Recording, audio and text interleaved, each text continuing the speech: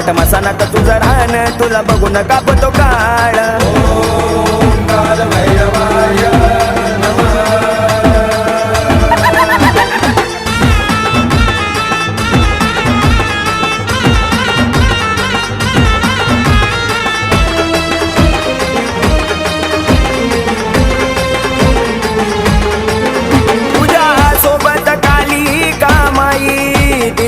राहन मसान खाई तिला पाहता हो तिला ही साऱ्या विश्वाची